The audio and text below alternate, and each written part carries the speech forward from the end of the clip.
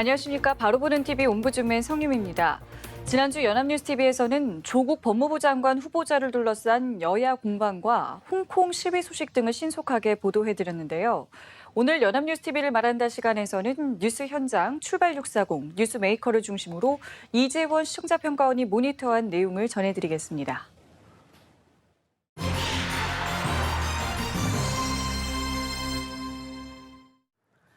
연합뉴스TV는 지난주에 조국 법무부 장관 후보자의 인사검증, 김대중 전 대통령 서거 10주기를 비롯해 한일 갈등 관련 소식을 다각도로 전했습니다.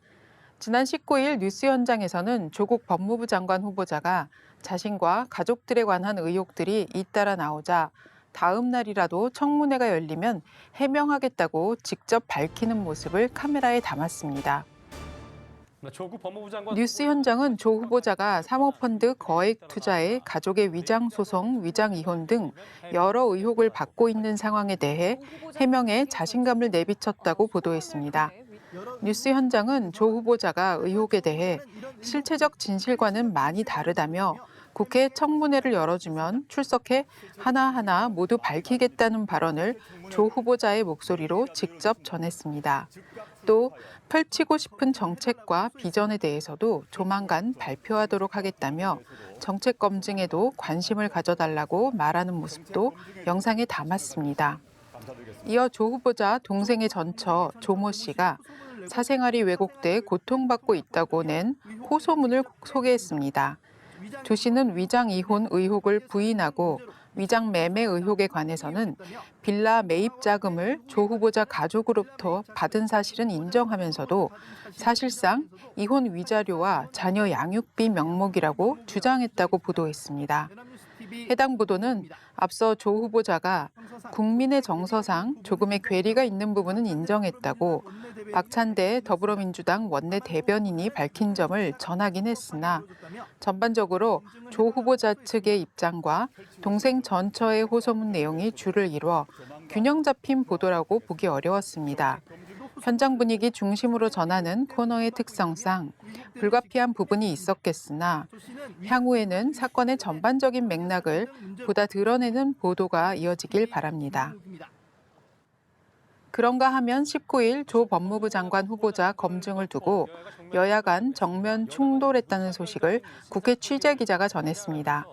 스튜디오의 앵커와 국회에 나가 있는 기자를 연결해 여당이 무차별적인 신상 털기를 자제하라며 조 후보자 엄호에 나선 반면 야당은 지명철회와 사퇴를 요구하며 전방위 파상 공세를 이어가고 있다고 보도했습니다. 민주당은 정치 공세로 규정하고 조 후보자 방어에 당력을 집중하는 상황이라고 전했습니다. 민주당 이인영 원내대표는 한국당이 가정사를 들춰 의혹을 만들고 인사청문회를 무차별적 인신공격의 장으로 만들고 있다고 중단을 촉구했으며 민주당 원내지도부와 법제사법위원회 위원들은 긴급 회동을 갖고 청문회 전략을 논의했다고 분위기를 전했습니다. 반면 한국당은 조 후보자를 둘러싼 각종 의혹들을 거론하며 낙마 총공세에 나섰고 나경원 원내대표는 모든 의혹들을 문재인 대통령이 알고도 후보로 지명했다면 문 대통령의 대국민 조롱 농락이라고 비판했다고 보도했습니다. 이 밖에 한국당이 조 후보자 딸의 장학금 특혜 의혹을 제기했고 부동산 위장 매매 의혹에 대한 수사가 필요하다고 보고 조 후보자 부부와 조 후보자 동생의 전처인 조모 씨 등 3명을 부동산 실명법 위반 등의 혐의로 검찰에 고발한 사실 등을 전했습니다. 조 후보자의 인사청문회 일정에 대해 여야가 이견차를 좁히지 못하면서 좀처럼 합의에 이르지 못하고 있다고 보도했습니다. 법에 따라 정해진 기한 안에 모두 청문회를 진행하자는 여당과 각 후보자들의 청문회를 따로 하기 위해서는 정기국회가 열리는 9월 초까지 청문회를 진행해야 한다는 야당의 의견이 팽팽한 상황이라고 정리해 주었습니다. 한편 한국당 황교안 대표가 장외투쟁 재개를 선언한 것을 두고 여당의 비판이 계속되고 있는 상황을 전했습니다. 민주당은 한국당 황교안 대표가 인사청문회 날짜도 안 잡고 또다시 장외투쟁에 나서는 것에 대해 실망스러운 행태라며 철진한 색깔론과 안보 불안 조성으로 여론을 호도하는 낡은 정치는 외면받을 뿐이라고 경고했다고 보도했습니다. 여야 교섭단체 원내대표들은 문희상 국회의장 주재로 열린 회동을 마치고 오찬을 함께하고 있다며 현장 상황을 전했습니다. 인사청문회법에 따르면 국회는 청문 요청안이 송부된 지 15일 안에 청문회를 마쳐야 하며 해당 기한인 29일까지는 후보자들의 청문회를 끝내야 하는데 여야가 일정 합의에 이른 건 김현수 농림축산식품부 장관 후보자 한 명뿐이라고 설명을 해주었습니다. 해당 보도는 국회에 나가 있는 기자와 스튜디오를 연결해 현장감을 살렸습니다. 또한 논쟁인 사안의 기준을 제시하며 뉴스의 맥락을 드러내 시청자들의 알 권리를 충족시켜줬습니다. 19일 출발 640은 전날 거행된 김대중 전 대통령의 서거 10주기 추도식 소식을 전했습니다. 정치권이 한 목소리로 김대중 오부치 선언을 되새긴 부분을 특히 강조해 눈길을 끌었습니다.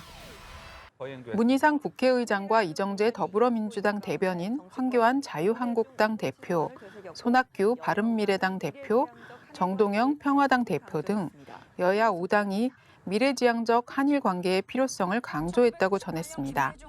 1998년 김대중 오부치 공동선언으로 한일 관계의 새 지평을 연 김대중 전 대통령을 기리며 국교 정상화 이래 최악의 위기를 맞은 한일 관계의 해법으로 당시 선언을 떠올렸다는 것입니다. 문희상 국회의장은 1998년 김대중 오부치 선언을 통해서 양국 관계의 해법과 미래 비전을 제시했다며 한일 양국의 과거, 현재, 미래를 꿰뚫은 놀라운 통찰력과 해안이 아닐 수 없다고 밝혔다고 전했습니다. 해당 보도는 양국의 미래지향적 관계에 방점을 뒀던 이 선언을 언급하며 DJ 정신 계승을 강조하며 여야 5당도 한 목소리를 냈다고 보도하면서도 민주당은 일본이 과거의 선언을 뒤집고 비이성적 경제 침략을 자행했다고 비판했고 한국당은 정부의 외교력을 우회적으로 지적하며 외교적 해결의 중요성을 언급했다고 차이를 설명해 주었습니다. 출발 640은 한일 갈등 국면이 이어지고 있는 가운데 여야 5당의 한일 관계에 대한 입장 차이를 핵심적으로 전달해 시청자들의 이해를 도왔습니다. 또한 연합뉴스TV는 일본과의 갈등 국면과 관련된 소식들도 신속하게 전했는데요. 일본의 한국에 대한 백색 국가 제외 본격 시행까지 열흘도 남지 않은 지난 19일 정부가 피해가 예상되는 기업들을 지원할 범부처 현장 지원단을 만들어 본격 가동에 들어갔다는 등 다양한 소식을 전했습니다. 일본의 수출 규제 관련 정부 부처 관계자들과 기업 담당자들이 한자리에 모인 현장을 스케치하며 어떤 품목이 어떤 규제를 받을지 현재로서는 알 수 없다는 게 가장 큰 문제라고 전했습니다. 이미 7월부터 규제에 들어간 반도체 업계는 국산화 진행을 단기간에 하며 근로시간이 중요 이슈로 대두된 만큼 정부가 밝힌 재량 근로제 확대 정책이 활용될 것이라고 전망했습니다. 정부는 국내 일본산 수입 기업과 건별이 아닌 포괄적 수출 허가를 받을 수 있는 일본 내 자율준수 프로그램 인증 기업 간 연결도 적극 지원하기로 했다고 전했습니다. 일본의 백색 국가 제외는 정치, 경제, 사회에 중요한 영향을 끼치는 사안인 만큼 28일 이후에도 실제 국내 기업들의 백색 국가 제외 대응과 여파, 실효성 등을 지속적으로 추적하여 다각도로 보도해 주시길 바랍니다. 뉴스 리뷰는 19일 우리 정부가 일본의 후쿠시마 오염수에 대한 대책을 요구했다는 소식도 전했습니다. 주한 일본 대사관 경제공사를 불러 공식 입장을 전했다는 소식과 함께 니시나가 도모후미 경제공사가 굳은 표정으로 외교부 청사에 들어서는 영상으로 보도를 시작했습니다. 입장문에는 후쿠시마 오염수 처리 결과가 양국 국민의 건강과 안전에 미칠 영향에 대해 엄중히 인식하고 있다는 점, 또 오염수 방출 계획과 관련한 여러 보도들에 대한 사실관계를 확인해 줄 것을 요구한다는 내용이 담겼고, 니시나가 공사는 오염수의 최종 처리 방식과 시기는 내부적으로 정해진 바 없으며 오염수 처리 문제에 대해 한국 정부를 포함해 국제사회에 성실하게 설명해 나갈 방침이라는 기본 입장을 전달한 것으로 전해졌다는 내용을 자막으로 처리했습니다. 뉴스메이커에서는 반일 분위기 가운데 독도에서 뮤직비디오를 촬영한 아이돌 그룹 몬트의 소식과 위안부 피해 단체에 기부한 인증샷을 SNS에 올리는 유병재를 비롯해 서경덕 교수와 함께 중국 충칭 임시정부 청사에 한글 안에서 만부를 기증한 송혜교 등 애국 물결에 참여하는 스타들의 소식을 전했습니다. 뉴스메이커는 아이돌 그룹 몬트가 독도에서 태극기를 휘두르는 뮤직비디오 장면과 리더의 발언을 삽입했고 문화평론가의 발언도 곁들였습니다. 앞서 뉴스 리뷰는 외교부 입장문과 니시나가 공사의 입장을 자막으로 처리하여 민감한 사안을 구술 정보뿐 아니라 문자 정보로도 제시하여 정보 전달의 효율성을 높였습니다. 16일 뉴스메이커는 최근 반일 분위기에 맞춰 연예계에 부는 애국바람을 주제로 다뤘습니다. 정치 이슈와 연관된 소식을 다뤄 연예 뉴스의 폭을 넓힌 점이 긍정적인 보도였습니다.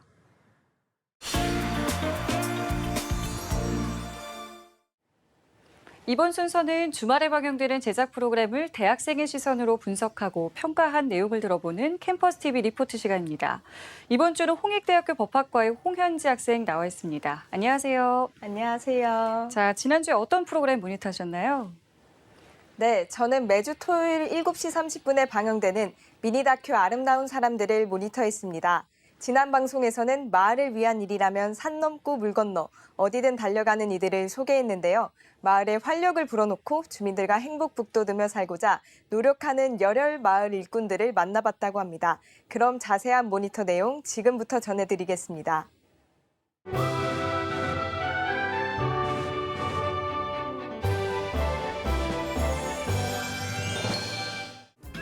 주민들도 대만족, 살맛 난다고 입을 모아 칭찬하는 열혈 마을 일꾼들. 맛있게 안 익혀? 맛있다. 야. 이번 미니 다큐 아름다운 사람들에서는 오늘도 행복한 마을 만들기 위해 전력을 다하는 마을 일꾼들에 대한 이야기를 다뤘습니다. 청주의 한 마을. 첫 화면은 충청북도 청주 상당구의 한 마을이었는데요. 이곳에서 얼마 전 큰일이 있었다고 합니다. 바로 여중생 조은누리 양이 이곳에서 실종되는 사건이었는데요.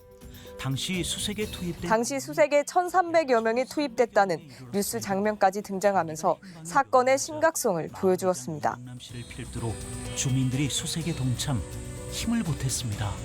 그러니까 생수를 구해다. 이병남 마을 이장은 생수를 구해다가 소방대원, 의경 등에게 시원한 물을 하나씩 챙겨줬고 이 동생 같은 경우는 처음부터 끝까지 박은영 새마을 지도자도 처음부터 끝까지 조은누리 양의 아버지를 모시고 다니면서 직접 수색에 참여했다는 인터뷰가 인상적이었습니다. 저하고 누리 아빠하고 이렇게 들어가요. 그래갖고 아침에 한번, 점심에 한번, 저녁에 한번 이렇게 작전을 짜요. 그때 마을 토박이 어르신들이 결정적인 단서를 던졌다는데요. 결정적인 단서가 됐습니다. 모두가 산 아래에 집중할 때 오히려 산 정상에 있을 것이라 추측했고 그 의견대로 조은누리 양은 숲이 우거진 깊은 산 정상에서 발견됐다고 합니다. 상당히 기뻐가지고요. 막 세관에서 막 저 아줌니들, 할머니들, 우리 노인회장님 모여서 막 박수치고 막 끌어안고 그랬어요. 이렇게 온 마을 사람들의 염원 때문인지 조은누리 양은 실종 열흘 만에 기적적으로 가족품으로 돌아갔다고 합니다. 가족품으로 돌아가게 된 조양. 오늘 고기 맛있게 많이 드시고서 얼마 남지 않은 그 막바지 더위 잘 이겨내시기 바랍니다. 예. 이러한 기쁜 소식과 함께 마을 주민들에게 맛있는 식사를 대접하는 모습이 방송되었는데요. 마을 이장 이병남 씨뿐입니다.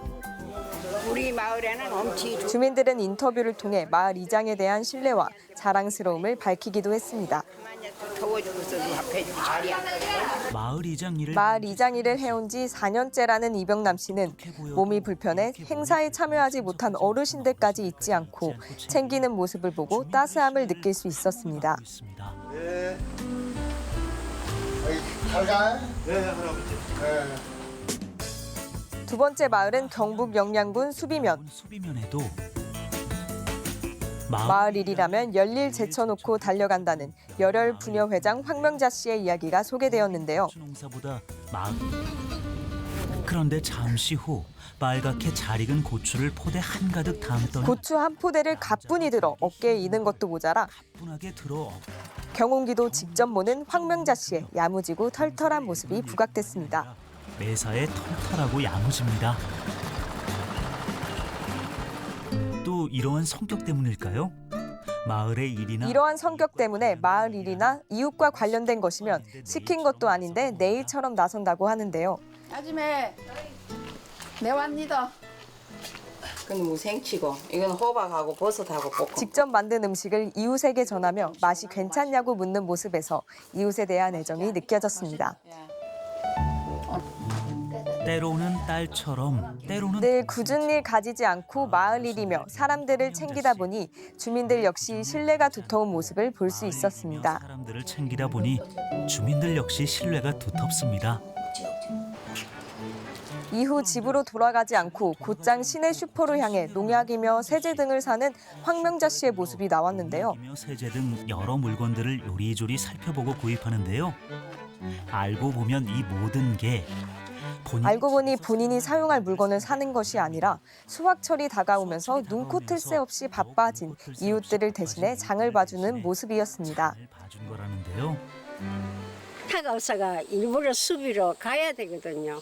사러. 그래서 이제 사다 주시는 거예요. 커피 한잔 하고 왔어. 그러한 황명자 씨에게 커피를 권하는 이웃의 모습에 마을 사람들도 부녀 회장의 따뜻한 배려를 매우 고마워한다는 것을 엿볼 수 있었습니다. 이거 집집마다 이것도 아이래. 해야 된다. 집집마다는 아이래. 뭐그 집집마다. 어르신들의 황명자 씨는 이뿐 아니라 어르신들의 생일잔치, 효도관광 등 다양한 봉사활동을 하고 있다는데요.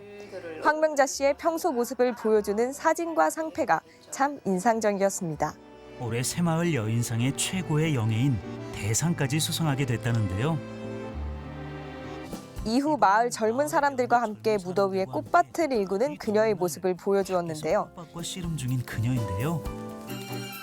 이웃의 일과 내 일을 가리지 않고 작은 일이라도 실천하다 보면 이웃도 마을도 변한다고 믿는 황명자 씨. 있기 때문입니다. 큰 일이라고 생각해 본 적은 없어요. 그냥 소소한 거, 내가 할 수 있는 거 또 할 수 있으니까 또 하는 것이고 뭐 제가 했던 것이 작은 일이긴 하죠. 자신이 하는 일에 비록 작은 일이지만 마을 어르신들이 즐거워하고 고마워하는 모습에서 보람을 느낀다는 황명자 씨의 훈훈한 인터뷰로 방송은 마무리됐습니다.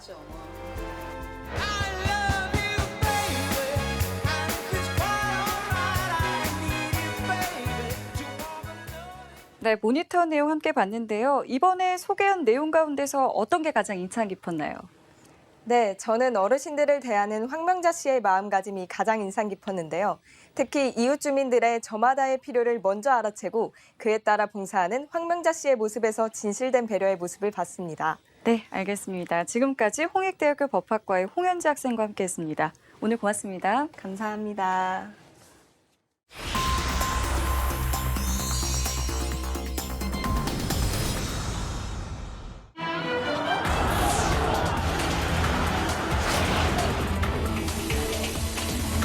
Yes, everyone is scared, but if everyone's scared, they don't come out, then we can't do anything. We want true democracy, and we want the Chinese government to take back the extradition law.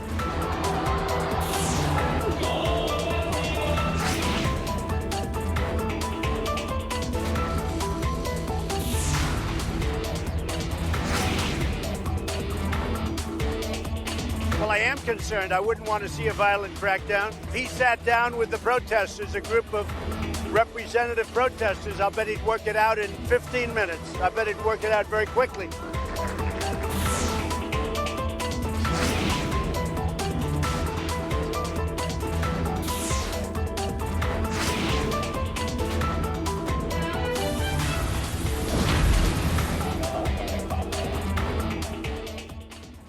홍콩의 홍콩에서 범죄인 인도 법안 송환법을 반대하며 시작된 시위가 계속되고 있습니다. 세계 각국은 홍콩 시위 사태가 미칠 파장을 예의주시하고 있는데요. 오늘 TV와 비평 시간에는 이 장기화되고 있는 홍콩 시위 사태에 대해서 국내외 언론은 어떻게 보도하고 있는지 자세히 알아보도록 하겠습니다.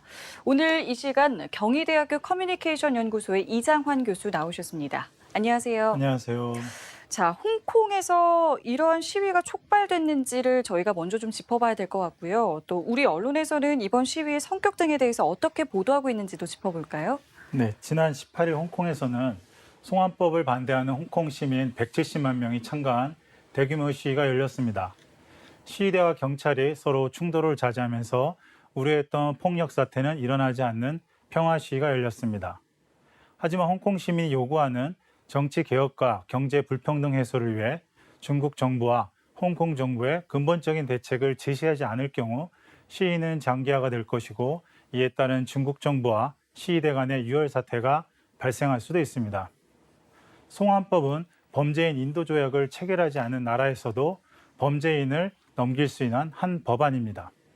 홍콩인들은 중국이 이 법을 악용해 반정부 인사들을 중국으로 송환할 것이라면서 이 법안 철폐할 것을 요구하고 있습니다. 이와 함께 시위대는 입법 회원과 행정장관을 새로 뽑는 총선거를 실시하라고 요구합니다. 현재 일부 선거인단이 선거권을 행사하는 것을 개정해 모든 홍콩 시민들이 보편적인 참정권을 보장하라는 것입니다. 여기에 중국 부자들의 부동산 투기에 대해서도 홍콩 시민들의 불만이 매우 큽니다. 홍콩 부동산 가격 폭등으로 주거 환경이 갈수록 열악해졌기 때문입니다. 이러한 홍콩 반정부 시위 사태에 대해 문화일보는 170만 홍콩 시민이 비폭력 평화 시위로 중국 정부의 무력 개입을 빌미를 차단시켰다고 보도합니다. 또한 2030 젊은 세대의 새로운 열방과 함께 중국 정부의 무장병력 투입도 우려된다고 전하면서 홍콩 시위의 장기화 가능성을 전합니다. 경향신문 또한 중국과 홍콩의 반복의 역사와 한 국가 두 체제의 반중 정서에 대한 근본적인 문제, 그리고 홍콩 시민들의 민주주의 열망을 보도합니다. 이처럼 문화일보와 경향신문은 홍콩 반정부 시위에 대해 대규모 평화적 시위와 홍콩 시민들의 민주주의에 대한 절실한 열망을 보도하는데요.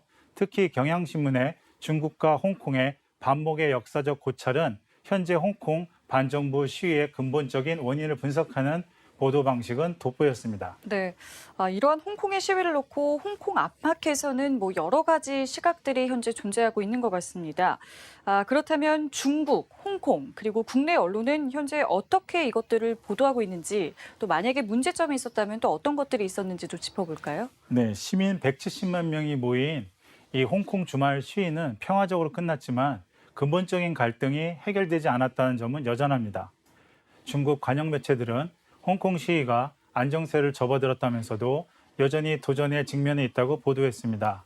인민일보는 시위 기조가 변한 것은 중국 무장경찰이 직결하는 등 홍콩 주변의 정세가 변화됐기 때문이라고 분석했고, 한국시보는 폭력 기조는 약화됐지만 여전히 극단주의 세력이 시민들을 책동하고 있다고 비판했습니다.